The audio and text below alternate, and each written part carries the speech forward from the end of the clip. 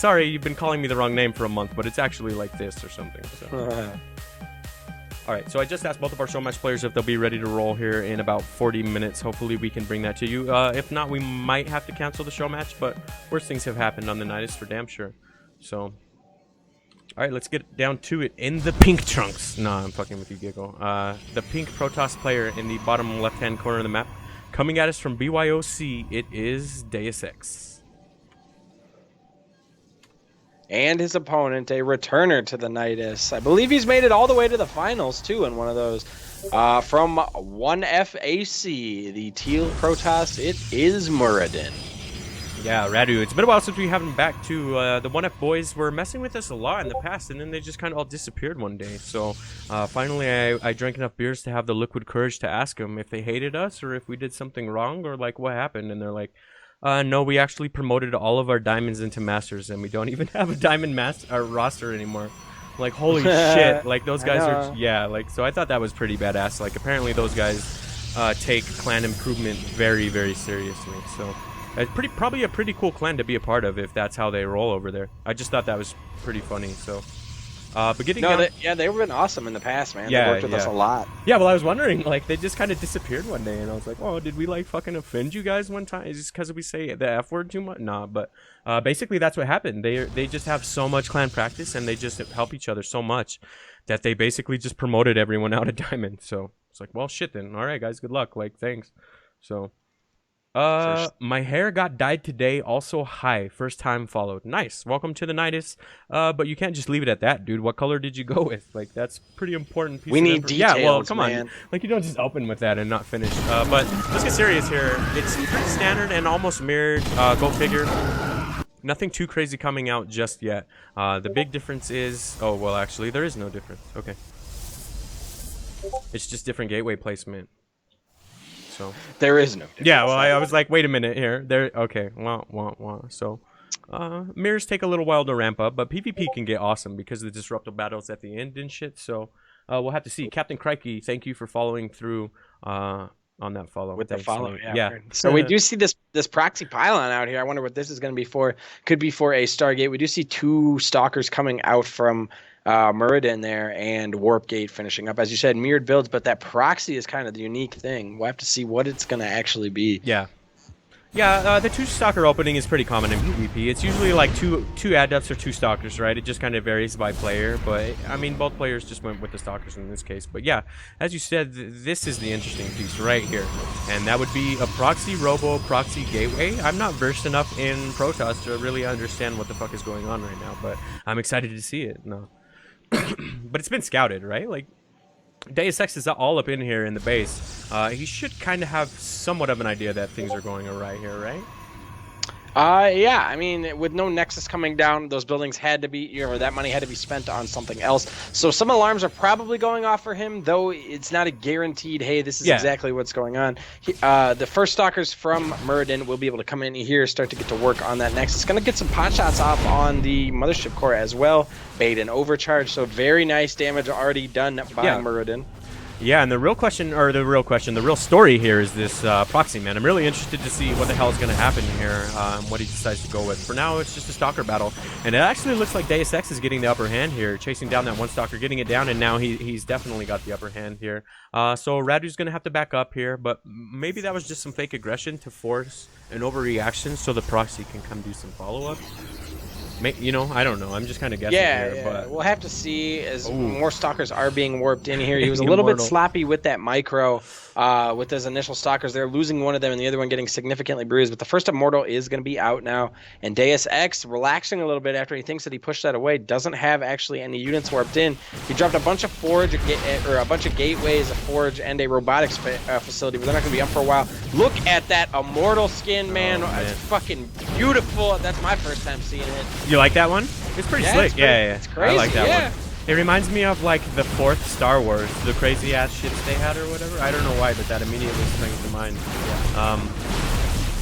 Yeah, sorry for the little side comment there, but GG is called, and Radu will take game number 1 off of a pretty strong proxy there, man. I was kind of guessing where that was headed until the Immortal came in, and then that was just kind of GG. So at least he didn't BM him, and he kept it casual, and we got a GG out of him. So. Absolutely. I'd be kind of butthurt, but you know that's what happens when you don't scout a proxy. That's kind of the whole point. So. Yep. I think he did really well in that initial shooing away of the 2 stalkers, but I think he got a little bit too comfortable in thinking that was all that was coming, and that surprise probably of having the Immortal in that second army was just a little too much, man. Yeah. Second map is Paladino.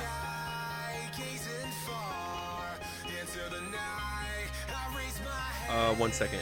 I'm also trying to arrange an impromptu double replacement for the show match, so if everyone could just give me about 30 seconds, that'd be super.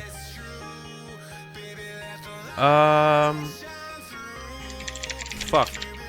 They both replaced with the same fucking guy. How hilarious is that? That's pretty funny. He's got to play himself. Yeah, exactly. So... yeah, just give me 1 second, guys. Sorry.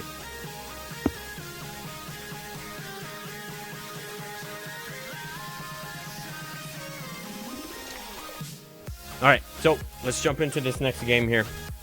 I just had to get off a couple messages so we can try to make a show match happen for you guys. But apparently dude has a date tonight. And I was like, alright, well, there's one good reason to not play some StarCraft. That's probably one of them, so. Yeah, for sure.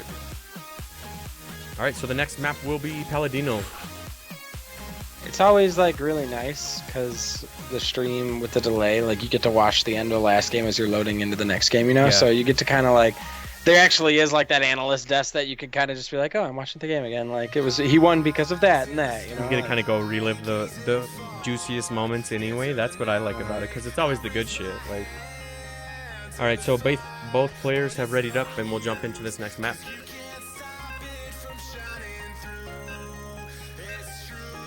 Man, that's hilarious. Both people had to step out, and they both sent me the same play. Oh shit. Alright, that just happens, guys. So, well, we'll try our best to make a show match happen. If not, we'll just have a short tournament. No big deal there. We'll still have some really good games given what we've had already tonight, so. Yep, and we did a double cast of round 2, so we definitely got the same amount of games in anyways, and we got that grudge match and clan war on tomorrow, so no lack of content here. Yep. Alright, so let's get down to it. Our player from BYOC in the bottom right-hand corner of the map, our Pink Protoss, currently down 1 point in this best of 3. It is DeusX. And his opponent taking game 1 off the back of a very nice gateway robo proxy from 1FAC. It is MuRADuN. Yeah, we'll have to see if he doubles up and tries another proxy or something. This is a pretty popular map for it, so we'll have to just see what he does. Both players going with a pretty early scout, trying to make sure a repeat doesn't happen. But I don't know, man. We'll have to find out. Yeah. And DeusX had a good scout off on that last one too. Just unfortunately couldn't put the pieces together to realize, that it was a proxy coming after it. So, all right, StarCraft is more important than girls. That's fair, man. That's fair. I mean, you guys see where I'm at with my Saturday night. Man, I thought he was gonna go for the gas block there, and it kind of looked like for a second that's what he wanted to do. But I guess he was just trying to scout and make sure that that's what he was gonna go for. Now he comes down here to the natural, I guess, to try to block it for a while. So. Man, again, pretty mirrored. Same build as last time. We'll have to see. I'd imagine it's just going to be double stalkers again. So double stalks. That's a pretty safe PvP opening, though. Like we see it pretty commonly. So. Yep. But as you said, the interesting thing is the stylistic difference. Whether some people like to go adepts, some people like to go stalkers. Yeah. So we'll see. We'll see, man. Absolutely, man. Hopefully we can get a show match going too. I just heard another message, so. Oh shit. So I wonder what the text is. It's pretty much at this point, now that they have similar builds and building similar units, it's really who drops their Nexus first, or who drops their what tech paths they decide to go after these initial units. But very similar standard openers. We do see that proxy, a possible proxy out there from MuRADuN, as he does have that probe off to the right. Yeah, we'll have to keep an eye on that and see what comes out of that. And another difference that we've seen is that he oh, okay, never mind. He got his third gateway down as well. So, oh no, he doesn't. Okay, so the third gateway was the only thing. Oh man, this probe, he's being sneaky. He's going way back. I wanted him to drop a proxy, man, but unfortunately we're not going to get another one out of here. It's always fun to cast, especially if it's going to tie up the game. So, oh, okay. Well, we're going to get one on the other side of the map. It looked like DeusX was gearing up for one, too, so. Oh, no, man. It looks like MuRADuN is going to go for it again. This probe will get a scout off on the stalkers that are in mid-map, so that will, you know, tip DeusX off. He's going to bring his stalkers, and he does have the advantage here, so he has the opportunity to actually clean up these stalkers here, and he's should be able to clean. Okay, no, so he lays some damage down on those. Lays damage down on both of them. Very nice, man. Nice trade. Yep. He wasn't able to get him down, but he definitely sent him packing, which I guess is good enough at this stage of the game. But we have a repeat of last game. Oh, shit. I take that back. It is not a repeat of last game because it's a Stargate. So at least he knows how to switch it up and do some varying amounts of KSO, dude. That's pretty nice to see. Some players just kind of peg the same build home, but it's cool to see that he can switch things up and do it a little bit differently. But yeah, absolutely, man. Meanwhile, back at home, MuRADuN has a Sentry, Adept, and 2 Stalkers, so he will be able to drop a Force Field down on that ramp if he needs to, or use a Guardian Shield, and we do see him moving out to take a Nexus. So this Stargate, you know, just for this Oracle, it's likely just to poke, you know, see what's up. Maybe he can keep the Oracle alive. You know, I can't imagine this is going to do too much damage, but we actually don't see the Mothership core up at the main. It's down in the natural now. So if that Oracle goes past the natural and goes up into the main, it could find serious damage. Yeah, especially if there's something to bait him here first, but it doesn't look like anything's being sent across the map. So that's probably not going to happen here. Both players getting their natural up, though. Oh, shit. Alright, so he didn't see the Oracle fly by the natural, and as you said, it's going to be able to come over here and find lots of damage now. That was a very slick move from MuRADuN, and that proxy again paying off here. This time around, I don't think it's going to necessarily end the game, but getting 5 probes, 6 probes this early in the game is pretty damn significant. Absolutely, man. Even more fall. Unfortunately, that pylon is just out of range. Okay, he's going to overcharge the second one. 10 probes, man. Holy shit. And the most important thing is that he keeps the Oracle alive. I think this is so important for Protoss players. The Oracle, you know, this was extremely... Like, the Oracle can come in sometimes and do a ton of damage, just like we saw. It got 10 probes, but it could also come in sometimes and it immediately gets photon overcharged and gets shoot away, you know? And if that's the case, the Protoss players that are able to, you know, back that Oracle off and use it for revelations to keep tabs on the army or stasis wards as the army's moving out are the Protoss that I feel like continue to maximize the use of the Oracle. Like, just because you got photon overcharge doesn't mean that the Oracle is completely negated and there's no damage to be found with it, you know? Yep, absolutely. I really like the Revelation too, kind of keep an eye on things or whatever the hell you want to call it, but yeah, coming in with another Oracle and getting 2 more probes before it flies away. So I mean, so far in the game he's already gotten 13 workers. That's huge, man.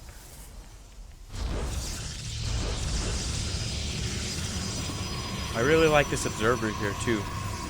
DeusX is, DeusX is flying over in this observer and sitting right over MuRADuN's base too, and making sure there's no move outs or anything. Also getting a full scout off on this tech path too, so, or I mean on all this production. So that's pretty important, man. I like that observer. Yep, he's gonna get that scout off on the Twilight Council, which is really nice because then he gets to, you know, he knows that there's no DTs down or anything like that at this point. You know what I'm saying? Like, if the Twilight Council's going down, then there's just no way that a Dark Shrine could be down at this point. So yep. What we do have coming out is a Voidway. It was inevitable in a Nydus cast that we're eventually going to see one, but I'm happy that it happened early on in the night, man. So we'll have to see what he does with that, man. Now 2 of them coming out, too. So I forgot he has the ability to pump one out from this proxy over here, too, man. That could actually be pretty important here later down the road.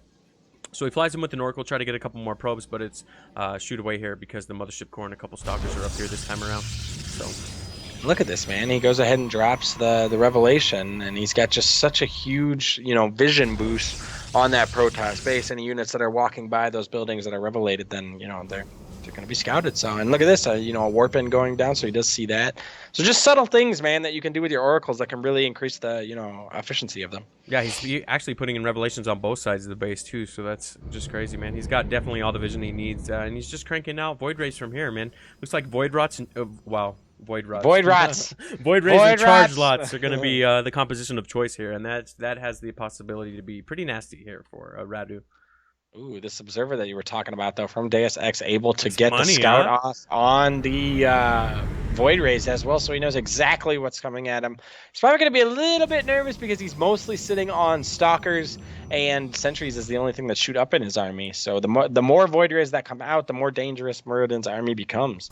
Yeah, absolutely. This is going to be a really tough hold, I think, for him. But he is going with a bunch of Stalkers, which is the obvious choice here. He drops Templar Archives as well. So, but it looks like Radu's on the move out. But because of that Observer, he saw it again. So, man, that Observer has definitely paid off its cost here multiple times. But I don't know if DeusX holds in here. Maybe a couple more Stalkers need to be warped in, and he might be all right. But this is still going to be a pretty hard hold for him, I think. Yeah, we'll have to see, man.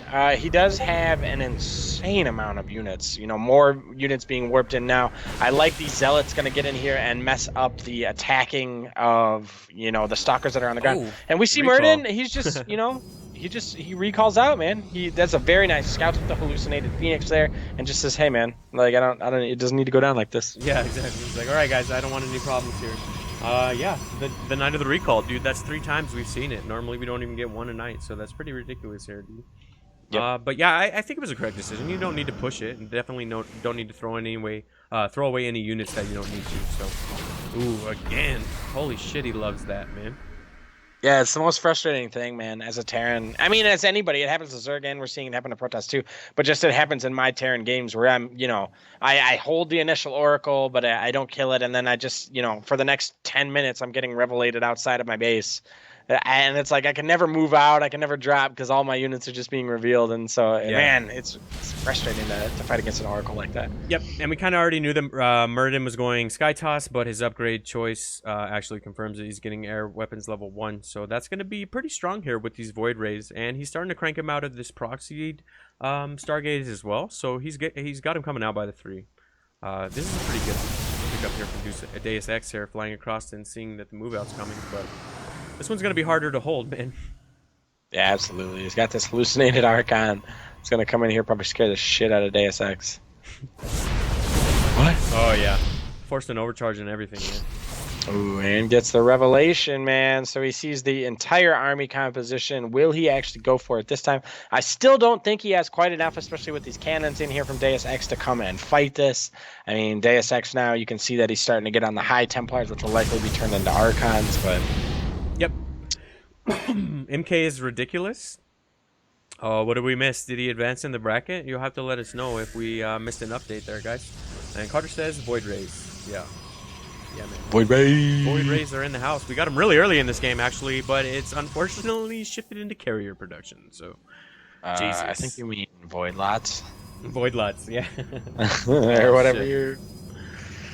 Oh, man, that's funny. That sounds really scary. I don't know what a Void Lot would be, but that sounds horrifying. So, is this... Jesus. Okay, he does actually have Storm here. I wonder if he's just going to actually march this army across the map with High Templars as they are, get some Storms down. Storm's going to actually, even though it does extra damage versus biological, it can be, you know, not extremely, but it can be fairly good against clumped up Void Rays as well. Yeah. And then you just turn them into Archons, and those are pretty beefy and can soak up a ton of damage. Yep. I got a bracket update for us. Marauder King is in round 4. Cool.